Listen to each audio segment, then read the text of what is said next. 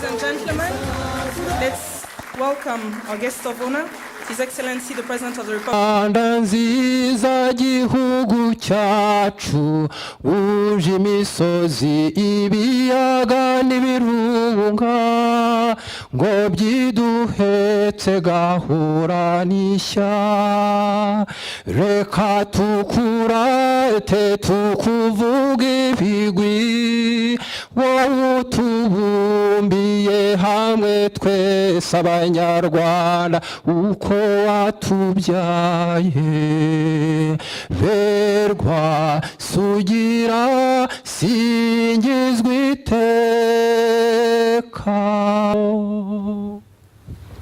Thank you very much. Kindly take your seats.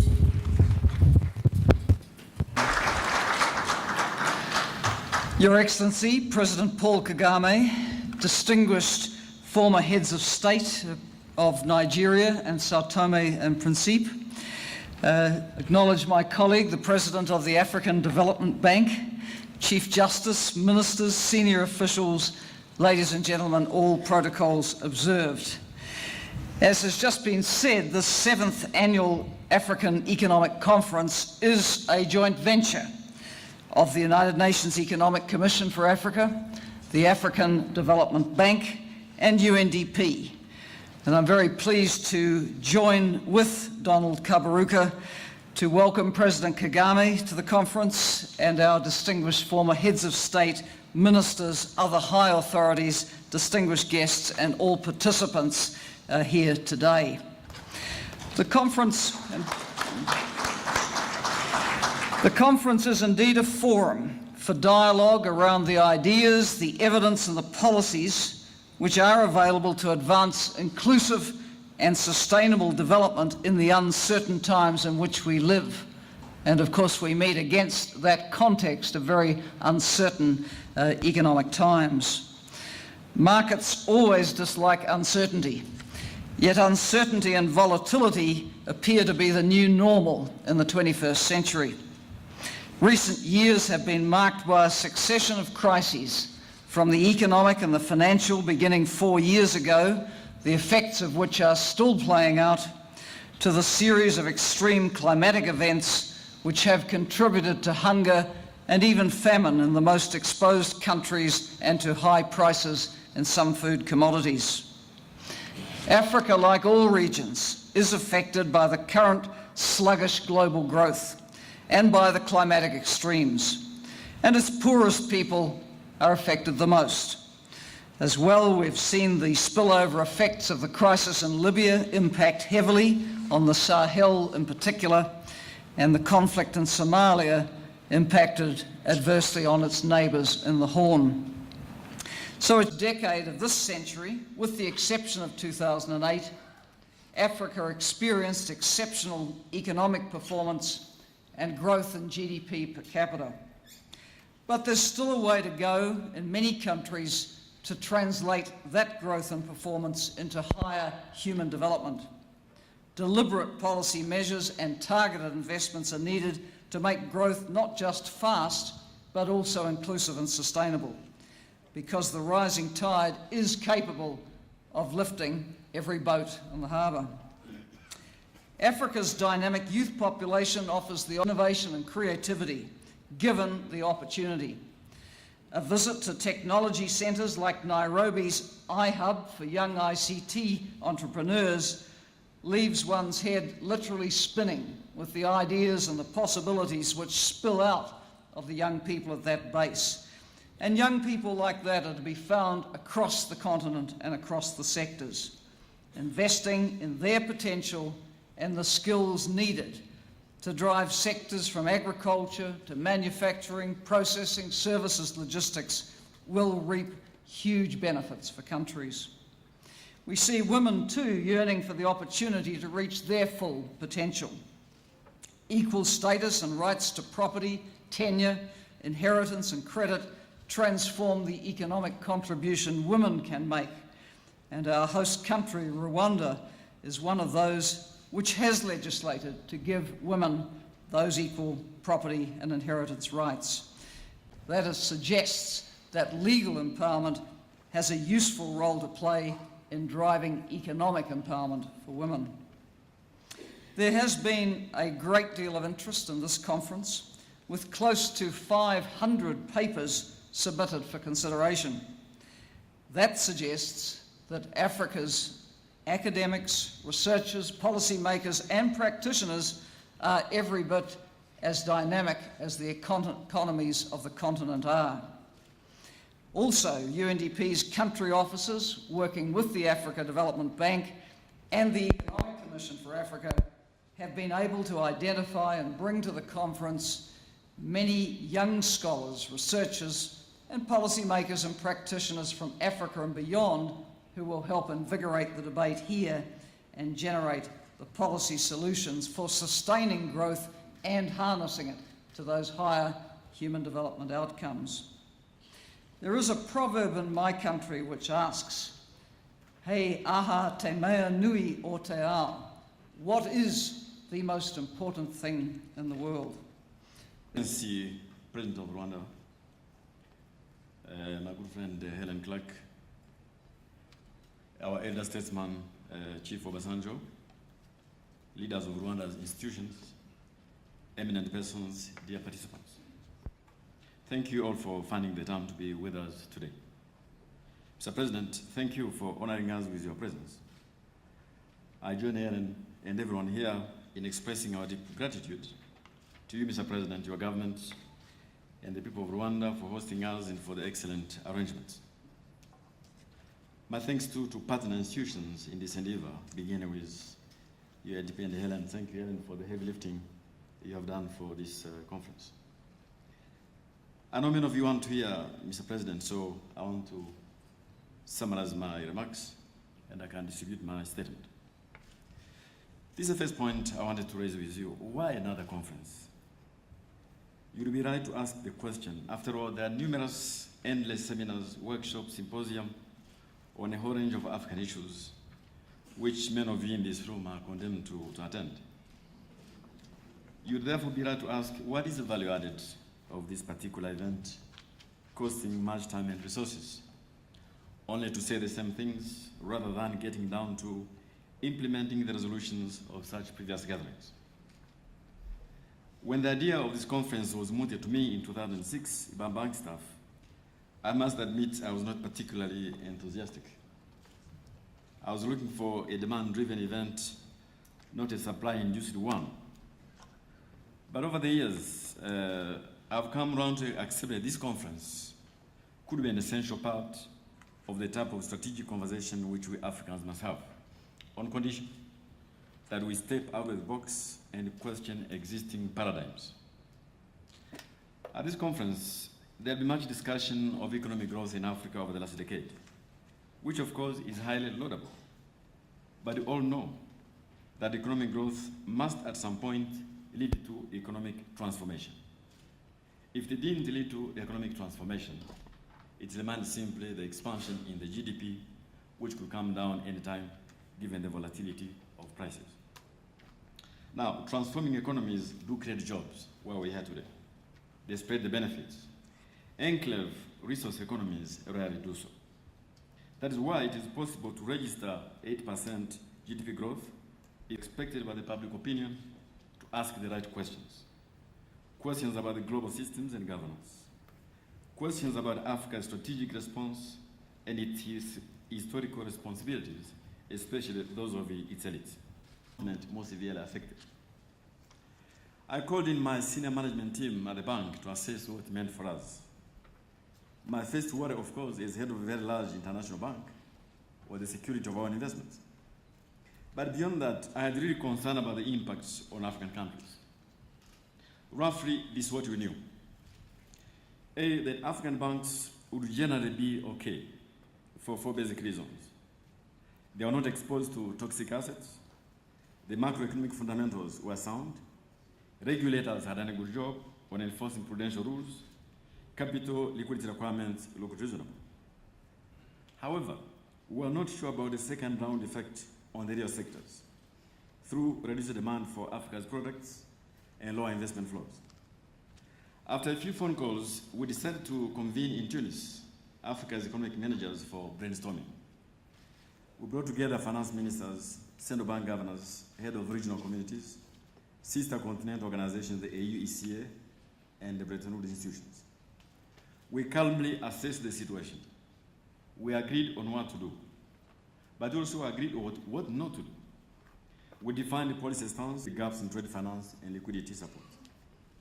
Working together, we were able to adopt a policy stance that minimizes the impact of the financial crisis on African economies. But that was crisis response. Here now we are 4 years later. 4 years later, as Helen just mentioned, the world is still muddling through. There is no solution. The global economy must still work through the consequences of 2009. Reaching the Doha round and the climate negotiations, there is limited appetite for multilateral solutions which Africa needs very much. So, beyond short-term crisis management and crisis responses, we expect this gathering to come forward with additional lessons for the long term. And for the long term, I see two which are most urgent. The first one, we must begin a search for internal solutions to financing our development. And number two, we must learn by what has gone wrong globally in designing our policies. The bullish lexicon about Africa is now very familiar, how Africa has done very well, which is true. Despite weaker fiscal positions compared to 4 years ago, African growth momentum has been maintained. There is renewed appetite by the capital markets at prices which beats those of Spain. Growth for the first time is exceeding population increase. There's a decline in poverty headcount, and there are massive gains in human indicators, including deaths of children, reduction in HIV/AIDS, malaria, and tuberculosis. Indeed, if you exclude the middle-income countries, Sub-Saharan Africa will grow at 6.5% this year, and the prognosis is good going forward. But what is it that we must do? I think the first thing we must do is to guard against hyperbole and be wary of simplistic extrapolations. As we will hear today and tomorrow, much of the recent growth has been riding on what is known as a commodity supercycle, the third in the last 100 years.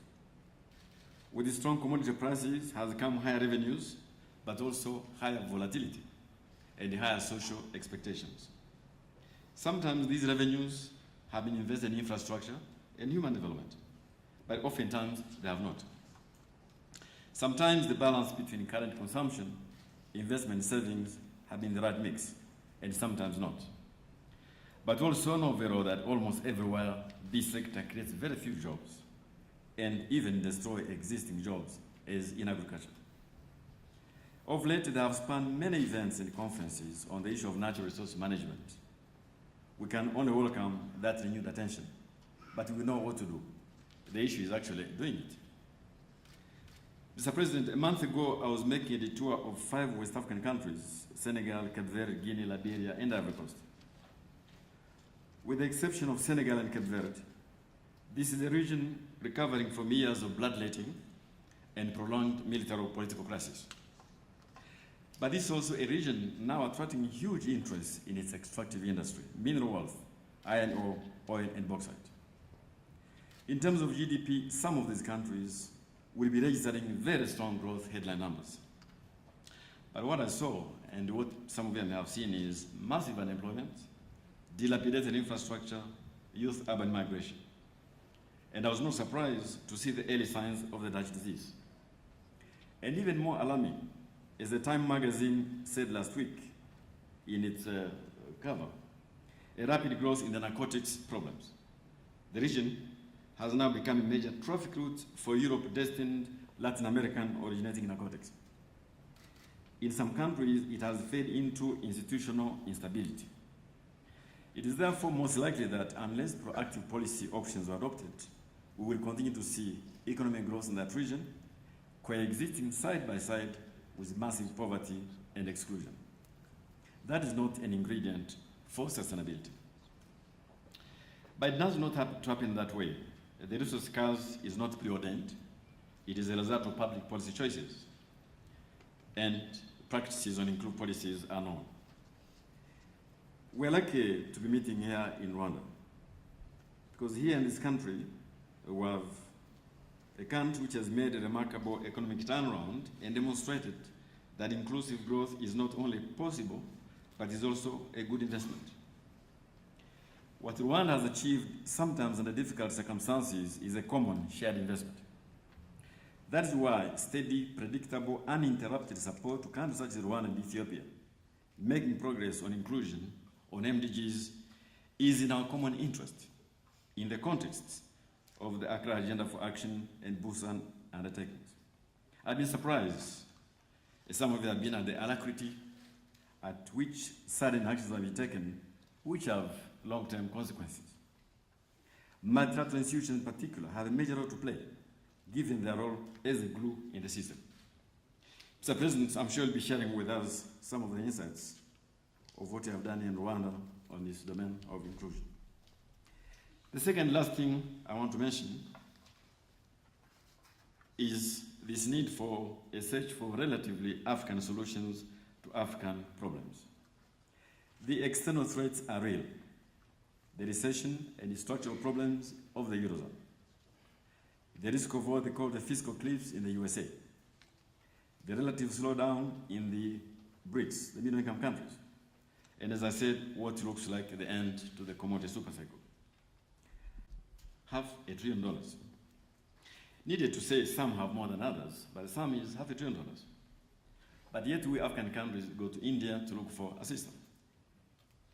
At this point, some of these reserves are invested in secure but very low return investment in the rich countries. We think this is a waste we cannot afford. So we have put forward a proposal, which I even discussed at the Pan-African Parliament in Midrand, South Africa, that let us reserve 5% of those reserves, I say only 5%, invest in the African Development Bank, we're a AAA rated institution, so as secure as can get. We will then put in place an Africa infrastructure bond to finance high return infrastructure projects in Africa. In this way, we have a win-win situation. Our central banks get a better return than they're getting now. Our reserves managed by an experienced institution offering the same level of security than current investment. We'll build infrastructure that open up Africa for trade and investment. Bank staff are working on these proposals, which I discussed with African ministers in Tokyo 2 weeks ago. We're aware of the whole range of technical issues to get the Africa infrastructure bond going, but we believe these are resolvable. At the end of the day, and these are my last few remarks, the current global turbulence may have provided an opportunity for us to think about our problems differently. Someone has said, Helen, I'm sure I've heard this, Mr. President as well, that the two most important events of the last 50 years have been the collapse of the Berlin Wall and the collapse of Lehman Brothers. In the former, the collapse of the Berlin Wall. In the case of the Lehman Brothers, it showed the limits of unfettered free markets, light touch regulation, and privatization of social benefits, as we saw on Wall Street. This end of what I like to call ideological economics has an opportunity for us to provide a chance to think through our own problems. In the 70s, people said development was about resource gaps. In the 1980s, they said it was policies. In the 1990s, it was capacity. Now it is governance. My view that all those are important, they have always been. But these were not African-generated ideas. They should have been generated by you in this room. As we like to put it at the bank, there is no escalator to development. It's as if those who came before us walked on the escalator and took it away. The only solution is a hard slog up the stairs, ready to fall back and try again if need be. Learning by doing, also to use Deng's famous saying, cross the river by feeding the stones, is the only way to go. And at the end of the day, Africa's trajectory will not be different from that of other regions of the world, which is tapping into global trade and capital markets. At this point, the credit markets are awash with liquidity. They are looking for yield. Zambia, a month ago, went to the markets looking for $750 million. The bond was oversubscribed to $11 billion. at a price which beats that of Spain.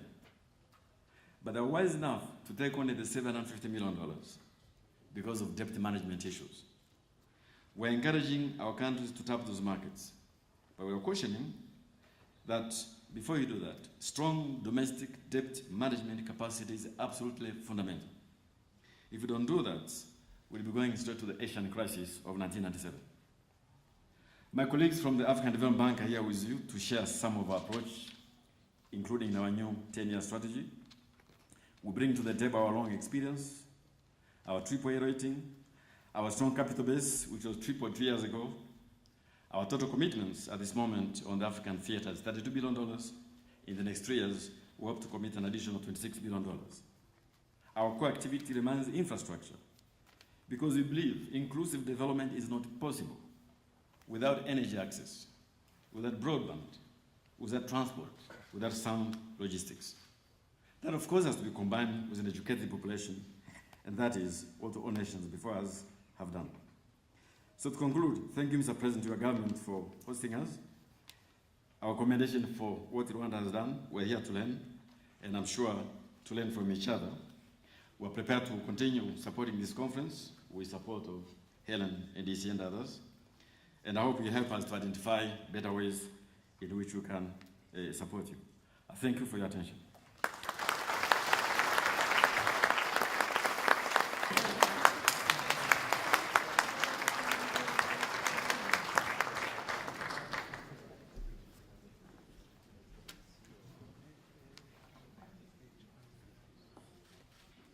Your Excellencies, former heads of state and of government, here among us you have former President Olusegun Obasanjo, former President of Nigeria, Your Excellency Joachim Branco, former Prime Minister of Sao Tome and Principe,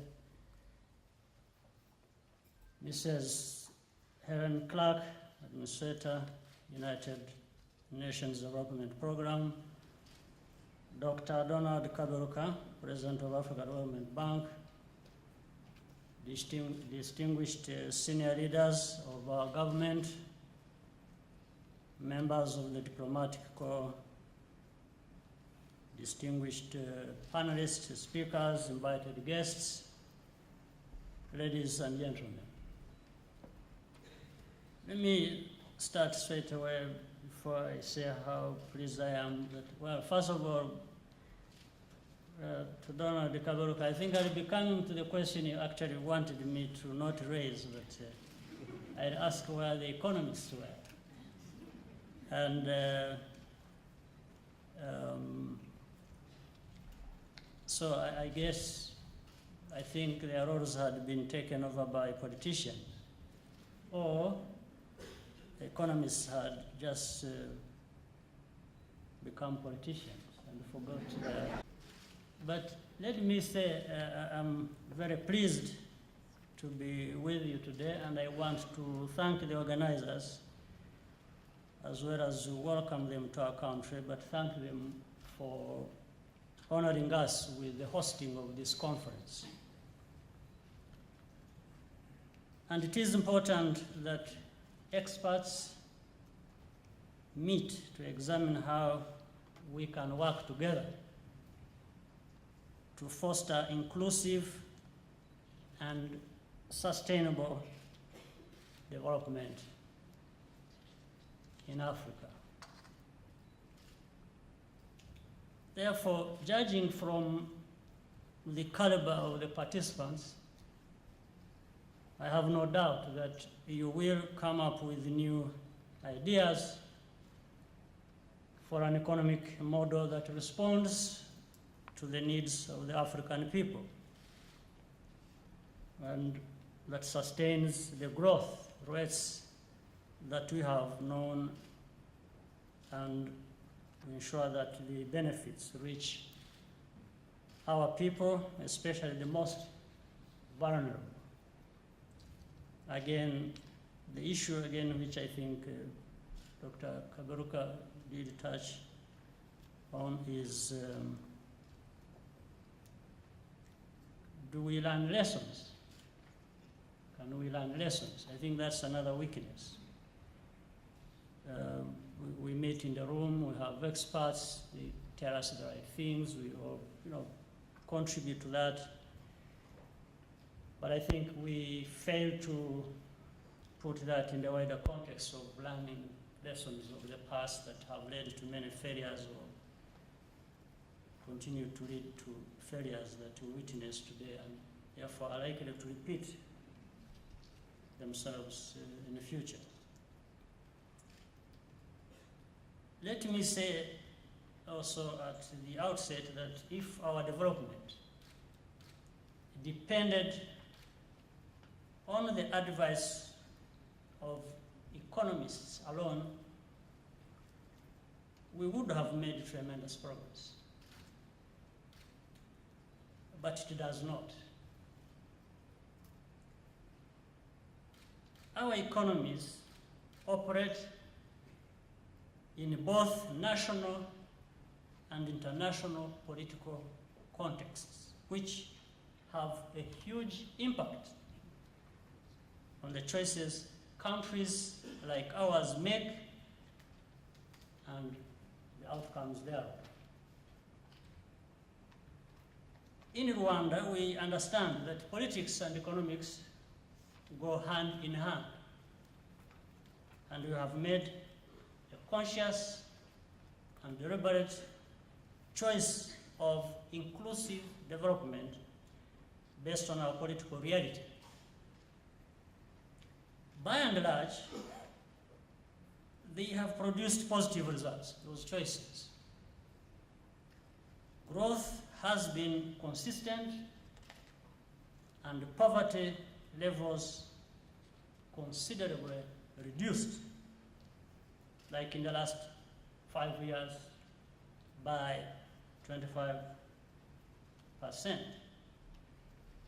from 56.9% to 44% of dependence. The important factors that led to this have been ownership of programs, citizens participating in these programs, a high degree of accountability, effective cooperation with development partners, and the building of strong institutions. However, it is also clear that in Rwanda and other developing countries, development is not driven by local politics alone. Although the agenda here is Rwanda-driven and led, the outcomes are often the result of partnership with development partners. And that's fine, fair enough. This means that development outcomes are partly dependent on external factors that are sometimes very unpredictable, and in fact, even not rational or logical. Therefore, we are not in full control of what happens in the whole process. In fact, there is ample evidence that external factors and manipulations can stifle and do stifle economic growth.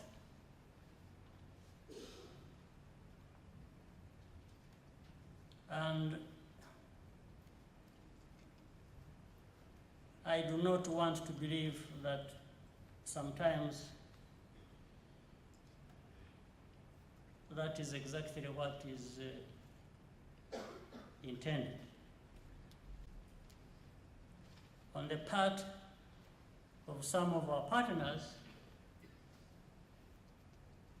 to actually achieve a slowdown of our progress or growth.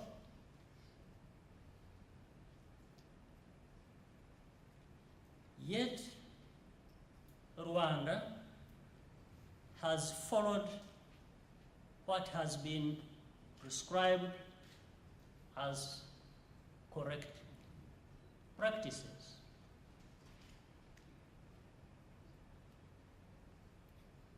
And all indications are that we have done mostly the right thing. But inexplicably, there have been penalties accruing to doing just that. In some instances, matters unrelated to development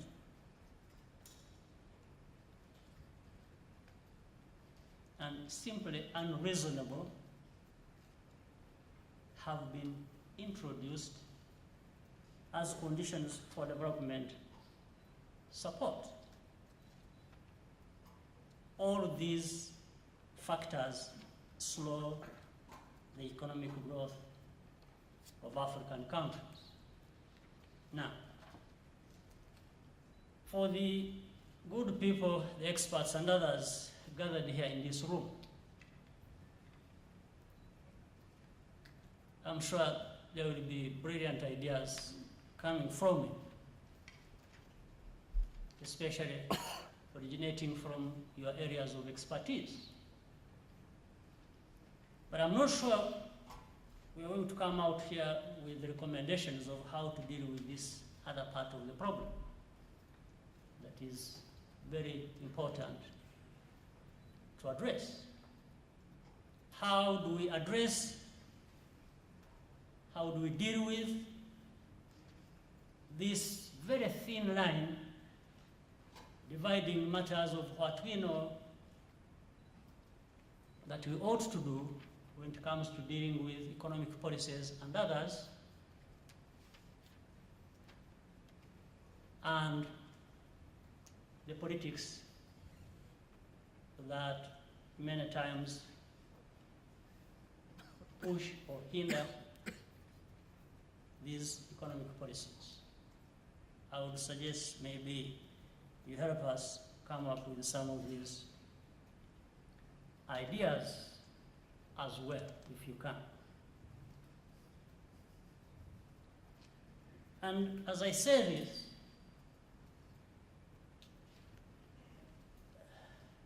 it's probably a subject that has been there for people to think about and address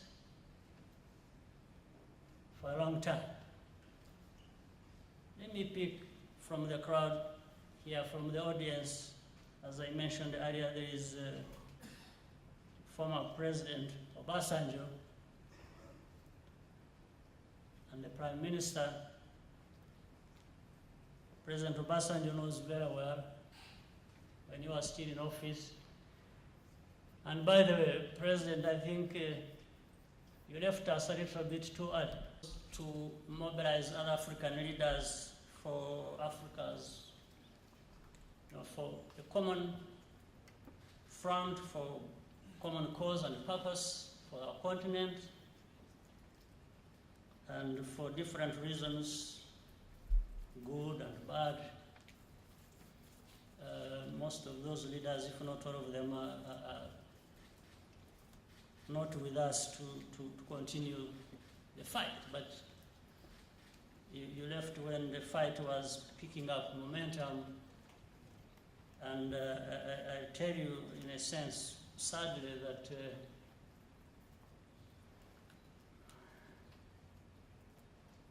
Africa is lacking in terms of leaders stand out and stand up against these challenges. Yet, the fight has to be fought.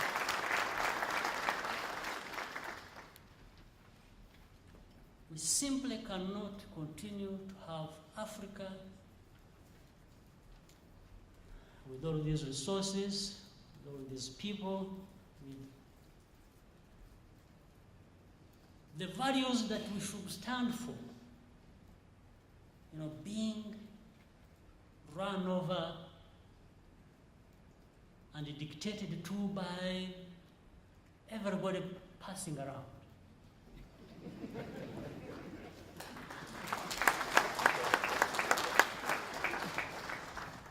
It's very serious.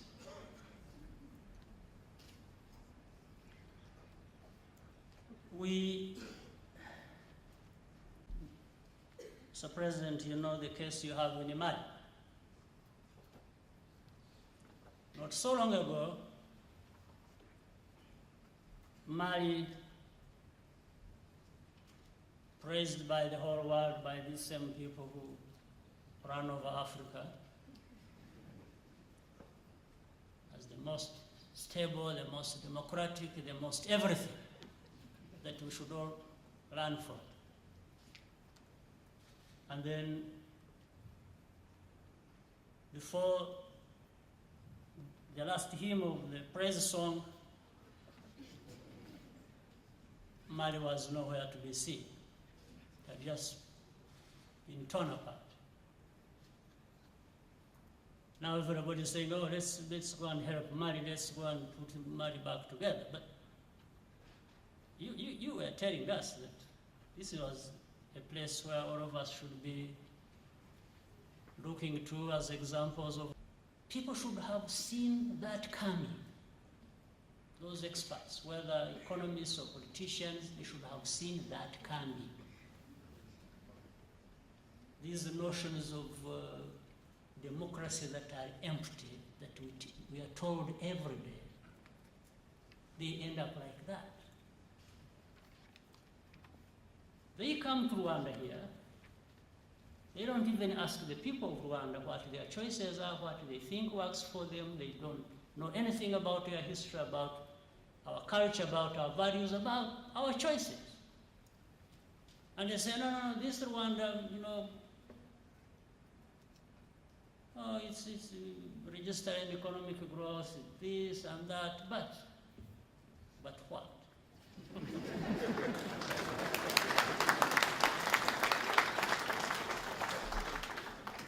The only meaning of it is, but they've been insisting on taking control of their own affairs. You are an authoritarian, you are a dictator. Resources you put in, I'm sure you would be interested in those resources and the magnitude of those resources being commensurate to the outcomes that you wanted out of that. But you pump in a place billions every year. That operation there costs, I'm told, something about or over 1.5 billion every year, and has been happening for the last over 10 years. So how many billions are those? Somebody putting in those resources must be turning around and asking themselves and say, what are we getting out of this? What is the value for our money? So what is the value for that money? The value of that money should have been the resolution of that problem. Now, for these two failures, of course, the international community is too big to take responsibility. And that's how it has come to be Rwanda. Rwanda has become the problem, the cause of those problems of Congo. That's how it is presented, and that's how people have come to go along with those ideas, and then they tell you, oh, so now it comes back to the relevance of this meeting. Since Rwanda is a problem and the cause of what is happening in the Congo, then you know what? Let's suspend development aid we are giving to Rwanda. Now, first of all, I don't understand the rationale of it, because I don't mind if you are doing that, hoping that you are actually getting a solution to the other problem.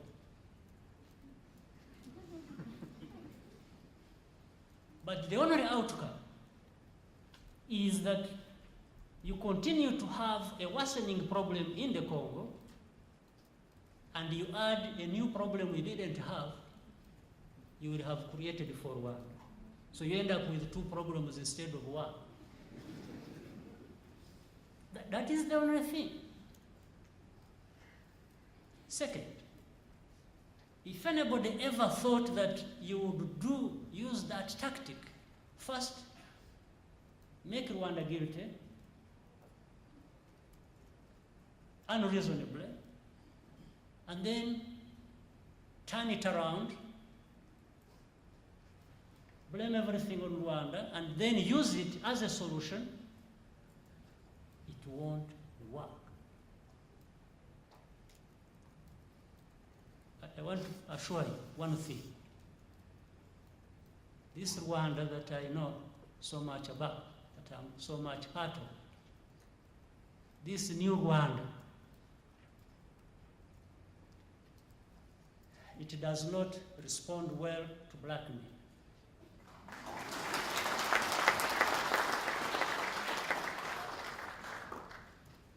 Only that we are put in this solution, in this position, when we actually don't have the means to provide the solution.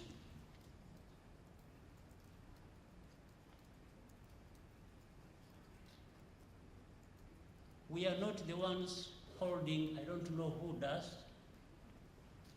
the magic wand for Congo's problems. Congo's problems that are older than me. Yes. When I was born, and I'm sure, again, responsible for that, honestly. Now, another thing which, again, comes from this international community being too big to take blame, we have a whole population living, a big population living in the Congo. They call them Rwandophones. These are Congolese of Rwandese origin, whom leaders of different kinds, when they come, they will use that program as they want, depending on what they want to achieve. One day they want to accept, to admit that these are Congolese. Another time, they want to say, no, these are not Congolese, these are Rwandese. Now, when they come to me and tell me this, I tell them, no, you go and ask the Belgians. They are the ones who drew this line that divided families and communities and left people on one side and left the others on the other side. They have nothing to do with me.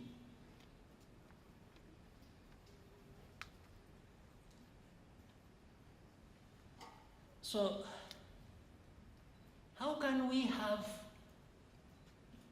people who make these decisions, vital decisions that affect all of us,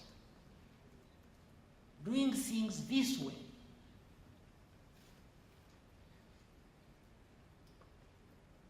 And then they start saying, well, sanction, you sanction, you shoot this one, you do. No, there are legitimate grievances there that must be listened to. You can't wish away these problems. You can't shoot your way to a solution. Even the shooting has a limit. You need to address the grievances politically and correctly.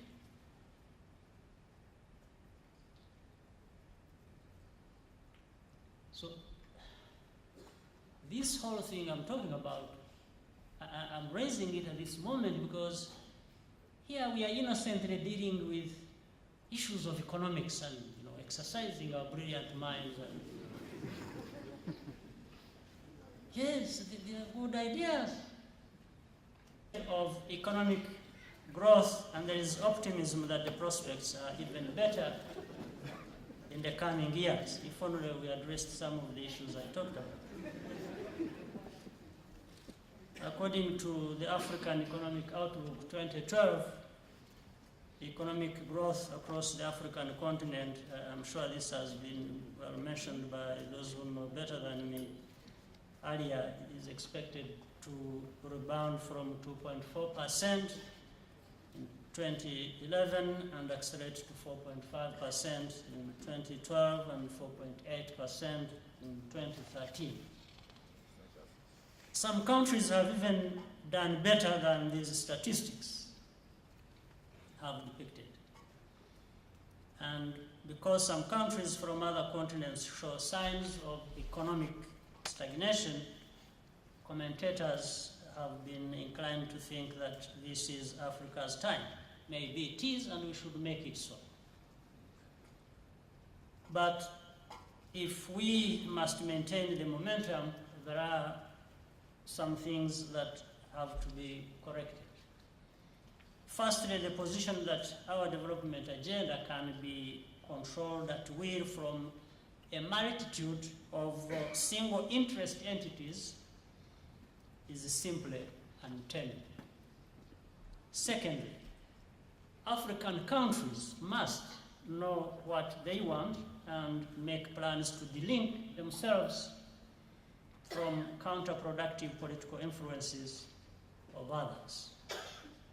The social and economic development of Africa must be Africa-owned and Africa-led. Leaders in particular have to reshape political and economic thinking in order to address the development aspirations of our people and also to better cope with the external factors. Thirdly, private sector-led growth is most sustainable, and in order to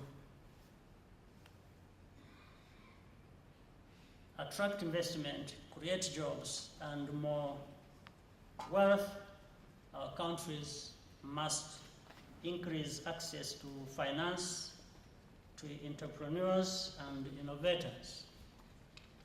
Distinguished audience, the acceleration of Africa's growth over the last 10 years reflects fundamental improvements in political stability and governance and an enabling macroeconomic landscape, as well as improved business environment.